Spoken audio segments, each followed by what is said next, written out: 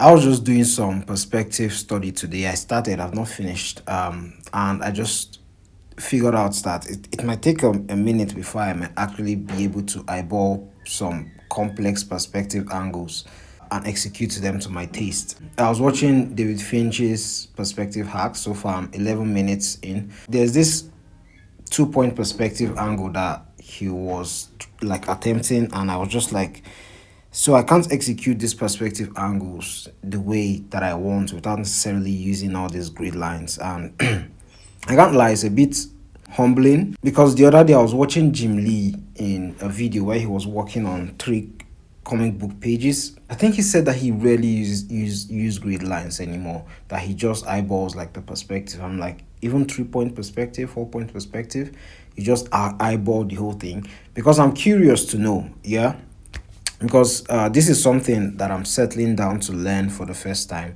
It's not like I haven't ever like understood perspective before. It's just I'm trying to upgrade my knowledge, and I have to be humble about how I'm learning. So I'm just like learning everything from scratch.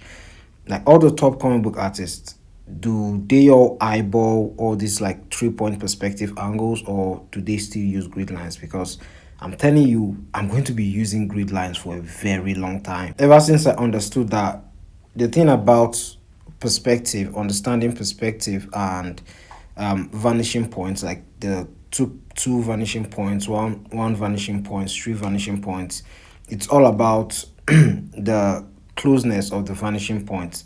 Like how close are they is going to affect whether what you're drawing is very skewed or it looks all right and decent, right? Whether it doesn't look distorted, whether it looks distorted or not. The thing about fundamentals whenever I'm studying it is that I try my best to do as many exercises as possible. So once I learn one thing, I try as much as possible to practice it over and over and over again. And the way I practice is that I practice in such a way that if someone were to call me, a 7-year-old were to ask me questions, I won't just be sounding like a dummy. Like I would, like, it helps me. It means that I truly understood it.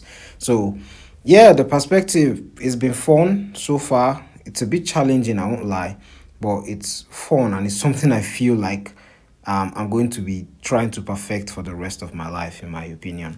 It's not a 1 month thing, it's not a 2 month thing. It's something that will always come with new challenges.